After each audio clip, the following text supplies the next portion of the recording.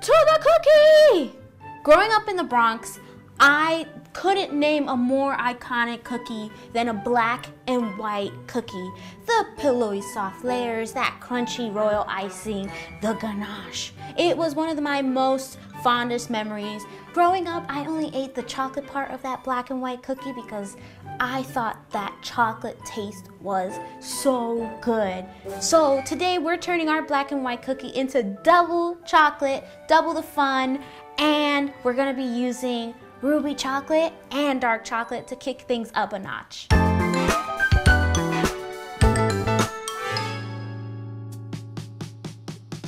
First, we're gonna start with our butter. Remember to scrape everything because you don't want to waste it. Your sugar, and we're gonna give this a quick little mix. So I'm gonna scrape down the bottom of my bowl. We're gonna kick it up a notch. So now that you've creamed your butter and your sugar and they're nice and pale and fluffy yellow, we're gonna add our egg.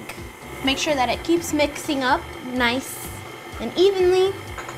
So now that we have creamed our butter, our sugar, added our egg, I'm actually gonna take some buttermilk with my vanilla extract already added inside. This recipe typically is made with whole milk, but I think adding the buttermilk brings out some tangy notes and helps your leavening agent really activate and do its thing.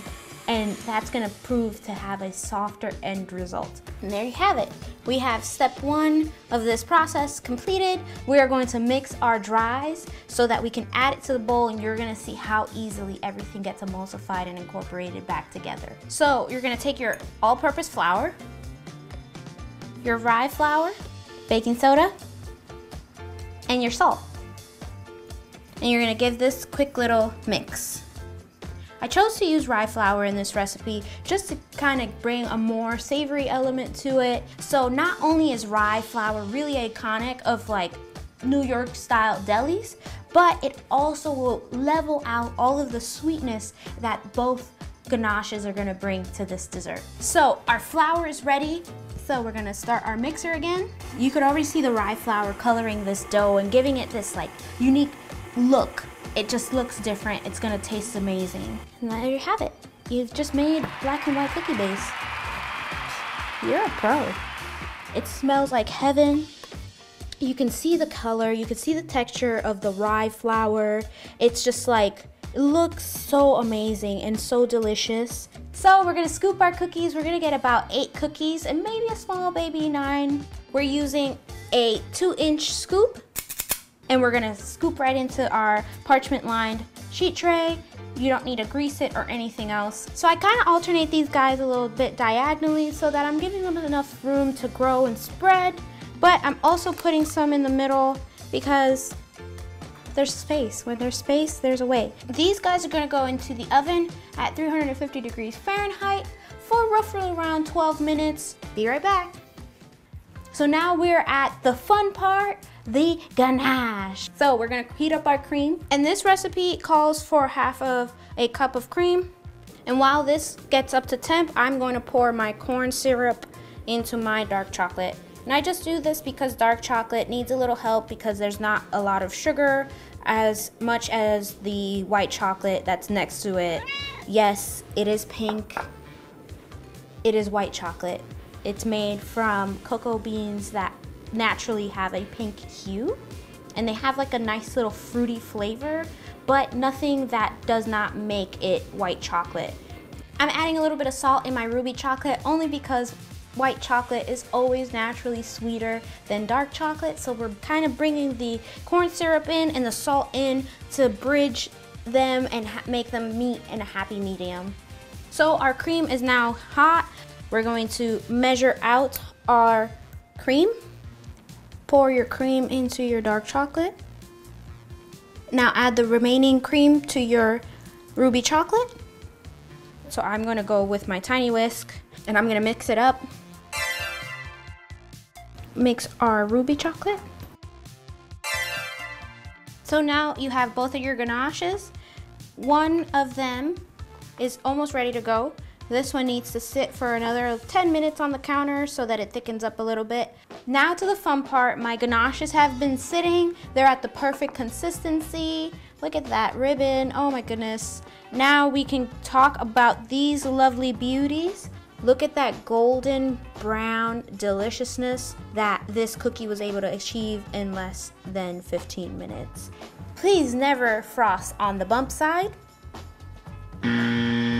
Only frost on the flat side because it has to sit up like this or else it's not that cookie. Who wants a bumpy cookie? Nobody. Alas, let's fill our piping bags and frost our cookies. We're gonna start down the middle. We're gonna fill a crescent. And we're just gonna fill it up. So I like to stop, take my offset, just make sure that it's smooth. Let's repeat this 7 more times. So now that we've frosted our dark chocolates, we're gonna go in with our ruby chocolate. So I'm gonna give this guy a little tap to smooth it out. So I'm gonna finish these last 3 cookies. I'm gonna then put them in the fridge so that the ganache sets. And then I'm gonna show you one last step that is gonna take it to the next level. So now my black and ruby cookies are nice and set. They're so beautiful and I just feel like eating them right now. But I'm gonna show you how to take it to the next step with gold leaf. I think that this cookie is just so elegant and so New York chic, and I'm gonna take it to Soho. I'm gonna take her to Chelsea. I'm gonna take her downtown. She's ready to rock and roll. So we're gonna take some gold leaf and we're just gonna apply it naturally wherever it falls, just so that she feels cute, she feels ready, okay? This is designer. This is New York chic.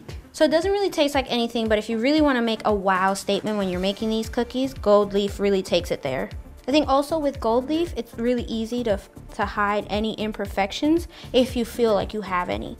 We're gonna eat this guy, but first I wanna show Misu. What do you think? Think she could go to Soho? She's ready for Fashion Week, right? I think so too. That texture, it feels like a pillow just wanted to become a cookie. This cookie is just perfectly salty and equal parts sweet. There's nothing overwhelming about it. And that rye, man. Can't wait for you to try this at home with double the chocolate, all the ruby, all the Soho magic, New York minute, here in a black and ruby cookie. Bye!